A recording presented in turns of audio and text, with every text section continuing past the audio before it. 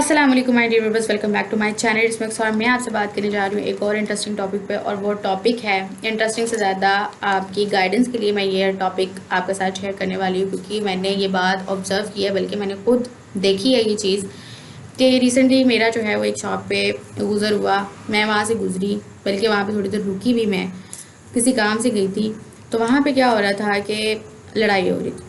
दो लोगों के दरमियान में लड़ाई हो रही थी। दो लोग कौन से, एक था शॉपकीपर और दूसरा था कस्टमर। इन दोनों के दरमियान में लड़ाई हो रही थी। थोड़ी देर रुका, क्योंकि मैंने अपनी चीज़ बाय करनी थी, लेकिन मुझे थोड़ा सा टाइम लग रहा था उन दोनों के झगड़े की वजह से। मैं भी वहाँ पे खड़ी थी, एक लेडी और भी थी, और भी लोग जो थे वो खड़े थे वहाँ।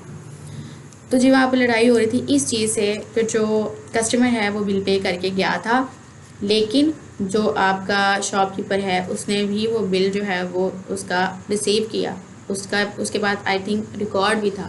लेकिन क्या हुआ, मसला यहाँ पे ये आ गया कि उस आदमी ने जो बिल है, जो शॉपकीपर है, उसने वो आई थिंक जो बिल होता है ना, for example this is a bill, तो उसकी जो ये नीचे वाली साइड होती है ना, ये यहाँ से उसने टीयर करनी होती है, यानी कि अलहदा करके अपने पास रखनी होती है, ताकि सबूत रहे कि उसने ये जो बिल है वो रिसीव कर लिया है।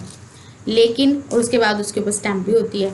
अब वहाँ पे क्या था कि उसके पास वो जो बिल था ना वो बिल्कुल पूरा था, यानी कि ये नीचे से जो है वो पार्ट कटा हुआ नहीं था। तो यहाँ पे एक बहुत ज़्यादा मसले की बात ये आ जाती है कि उस इंसान को, कोई आदमी था, यानी कि अच्छा खासा समझदार था, कोई बच्चा भी नहीं था कि जिसको पता नहीं है, या फिर शॉपकीपर जो है वो उसको पता नहीं चला, लेकिन उस आदमी को जो है वो बिल दोबारा से लग के आ गया, यानी कि नेक्स्ट मंथ का जो बिल है वो पिछले वाले बिल के साथ जमा होके आ गया। तो वो इंसान जो है परेशान हो गया, वो जो कस्टमर है वो परेशान हो गया। वो दोबारा से शॉपकीपर के पास गया, उसने कहा कि मैंने आपको बिल जमा करवाया, लेकिन मेरे पास जो है ये दोबारा से बिल जो है वो डबल होके आ गया, तो ऐसा क्यों।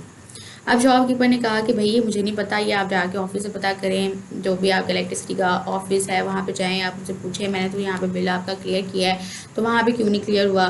तो उन्होंने कहा कि आपके ये नीचे से कटा नहीं हुआ। शॉपकीपर सेड दैट ये आपका नीचे से कटा क्यों नहीं है। तो उसने कहा कस्टमर ने, ये तो आपका काम था, आप मैंने आपको बिल पे किया था, आपने मुझे कट करके देना था, तो आपने क्यों नहीं कट किया।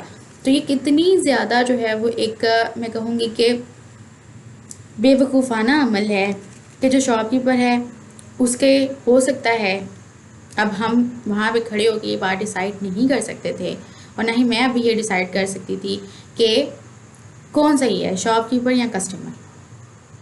लेकिन थोड़ी देर डिस्कशन सुनने के बाद काफ़ी सारी फिर बहस हुई उन दोनों के दरमियान में। कस्टमर ने शॉपकीपर को बातें की, शॉपकीपर ने कस्टमर को बातें की, बहुत ज़्यादा हंगामा हुआ।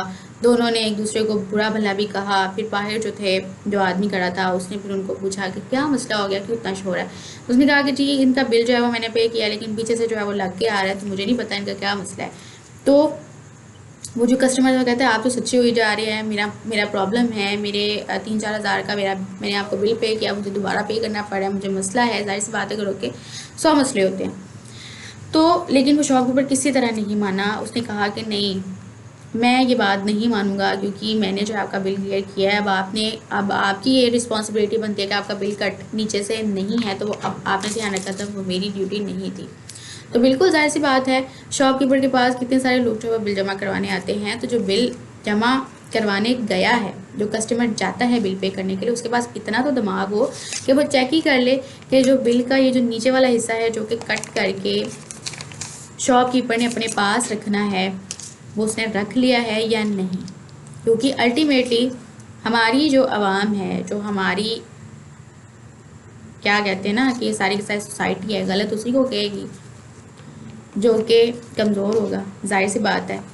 लेकिन यहाँ पे मैं बात कहूँगी कि दोनों की गलतियाँ हो जाती है। ना तो कस्टमर ने इतना ध्यान दिया कि मैं अपना बिल चेक कर लूँ, ना ही शॉपकीपर ने किया कि उसने बिल अगर रिसीव कर लिया तो वो नीचे से उसकी ड्यूटी भी बनती थी कि उसको बिल पूरी तरह सारी रिस्पॉन्सिबिलिटीज़ क्लियर करके वापस करे।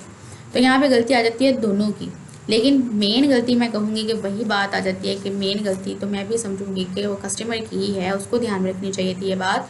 उसको देखना चाहिए था कि उसने अगर वो जो काम करने गया है वो पूरा करवा के भी आ रहा है कि नहीं। क्योंकि फिर बाद में उस कस्टमर ने ये भी कहा शॉपकीपर को कि आपके पास रजिस्टर होगा जिसमें आपने बिल जो है वो सारा उसका डिटेल लिखी होगी कि मैंने पे किया है या नहीं किया, फिर आप उसको देखें। लेकिन वो शॉपकीपर जो है वो उसको भी देखने के लिए तैयार नहीं था। तो ये भी एक बहुत बड़ा मसला है। मैं आपको ये कहना चाहती हूँ इस वीडियो के थ्रू कि आप लोग इतने ज़्यादा सेंसिबल हैं, जितने भी टीनेजर्स, जितने भी जो है वो यंगस्टर्स या जितने भी आगे घरों को संभालेंगे, उनके लिए मैं ये वीडियो मैसेज छोड़ना चाहती हूँ कि वो खुदारा अपने दिमाग को थोड़ा सा खोलें। जिस भी काम को आप करने जा रहे हैं उसके बारे में आप प्रॉपर घर से पूछ के जाएं।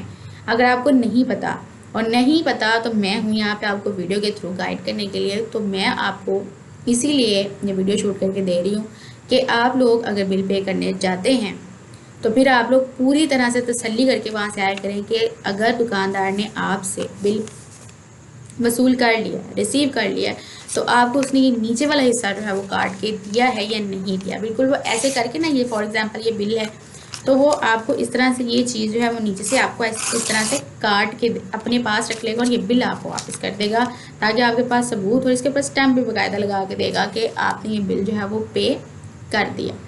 लेकिन अगर आप लोग ऐसा नहीं करेंगे तो फिर बाद में जाके आप शॉप कीपर के सर पे भी खड़े हो जाएंगे। कोई महीने के बाद जब आपके पास बिल डबल आ जाएगा तो फिर उसका कोई हल नहीं निकलेगा, क्योंकि शॉप कीपर अपनी गलती कभी भी नहीं मानेगा। तो फिर वो गलती आएगी आपके सर पे। तो आपको जो है वो चीज़ें कंट्रोल करनी है, आपने ध्यान देना है, अपनी जिम्मेदारी को समझना है, जो काम करने जा रहे हैं उसको ध्यान से करें। इतने ज़्यादा मेच्योर, इतने ज़्यादा सेंसिबल लोग हैं आप लोग, और ये छोटी छोटी मिस्टेक्स और छोटी छोटी सी गलतियाँ जो आप लोग कर जाते हैं, फिर आपको मसले फेस करने पड़ते हैं, तो ये आपने अवॉइड करने हैं।